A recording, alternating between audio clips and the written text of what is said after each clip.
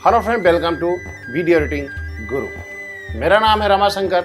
मैं पिछले 22 साल से वीडियो एडिटिंग ग्राफिक डिजाइनिंग क्षेत्र में काम कर रहा हूँ। इस ट्यूटोरियल में आप जानेंगे रिपल मोड का प्रयोग ट्रिमिंग का प्रयोग करते समय किस प्रकार किया जाता है और वो कितना उपयोगी होता है। इस सीक्वेंस को यहाँ पर हम जूम करने के लिए थोड़ा सा हम कंट्रोल 2 या 1 का प्रयोग करेंगे, जिससे आपका टाइमलाइन जूम हो जाएगा। अब आप देखिए यहाँ पर क्या होता है रिपल ऑन करने के बाद और रिपल ऑफ करने के बाद। पहले हम आपको बताते हैं रिपल ऑफ करने के बाद सामान्य तौर पर टाइमलाइन किस प्रकार कार्य करती है ट्रिमिंग करते समय। ट्रिमिंग बेसिकली होता क्या है? ट्रिमिंग ये होती है कि टाइमलाइन पर लाए गए क्लिप के किसी पर्टिकुलर पार्ट को इन पॉइंट की तरफ से या आउट पॉइंट की तरफ से छोटा करना होता है। जैसे हमने यहाँ से इसको सेलेक्ट किया, इसको छोटा कर दिया, या इधर से आपने आउट पॉइंट की तरफ से भी छोटा कर सकते हैं। तो ये होती है ट्रिमिंग। एक ट्रिमिंग 2 क्लिप के बीच में भी होती है, जैसे इस तरीके से हमने कर रहे हैं। अभी आप देखिए इन दोनों क्लिप के अलावा किसी पर कोई फर्क नहीं पड़ रहा। यदि आप किसी क्लिप के इन पॉइंट में ट्रिम करते हैं तो भी किसी अन्य क्लिप के इसका फर्क नहीं पड़ता है। ट्रिमिंग कैसे काम करती है इसके बारे में हम आपको बाद में, अभी बेसिक एडिटिंग जब बताएंगे तब हम ट्यूटोरियल बताएंगे ट्रिमिंग का उपयोग किस प्रकार हम करते हैं।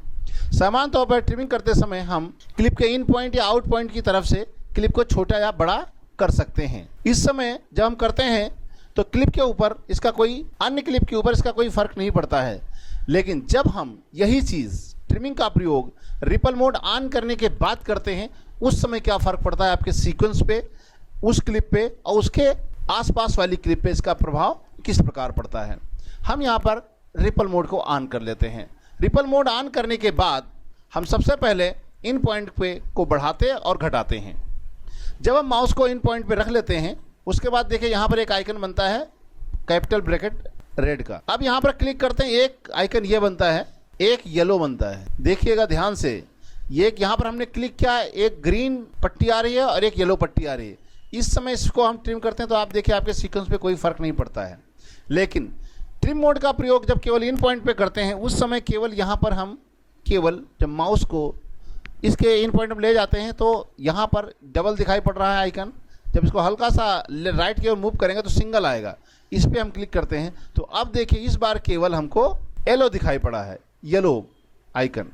येलो आइकन पे क्लिक करते हैं तो अब आप देखिए आपके सीक्वेंस पे कितना प्रभाव पड़ता है। यदि हम छोटा करते हैं तो आप देखिए ये क्लिप छोटी हो रही है, इसके साथ ही आगे का सीक्वेंस भी उसकी ओर उतनी ही फ्रेम आगे की ओर मूव करता है जितना कि आप इस क्लिप को छोटा बड़ा करते हैं।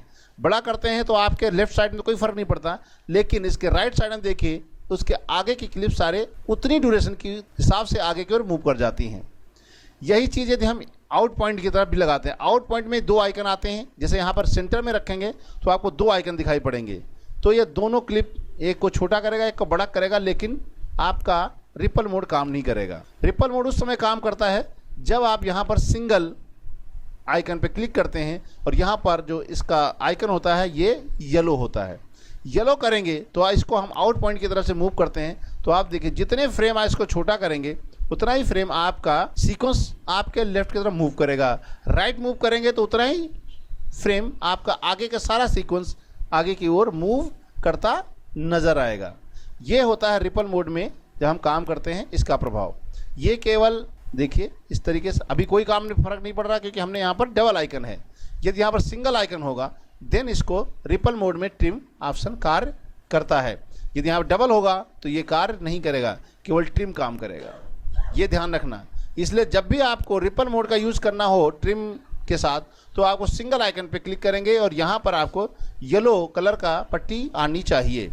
अब आप देखिए आपको रिपल मोड के साथ में ट्रिम ऑप्शन कार्य कर रहा है, इन पॉइंट की तरफ से और ये आउट पॉइंट की तरफ से।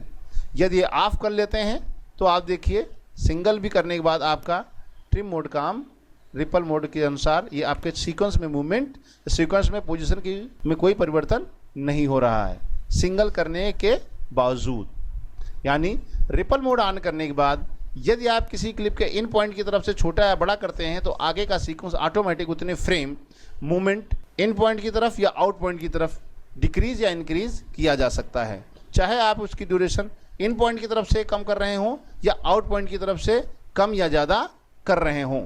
इस प्रकार रिपल मोड का प्रयोग करके आप पूरे सीक्वेंस को क्लिप के ड्यूरेशन के हिसाब से उसकी पोजीशन को परिवर्तित कर सकते हैं।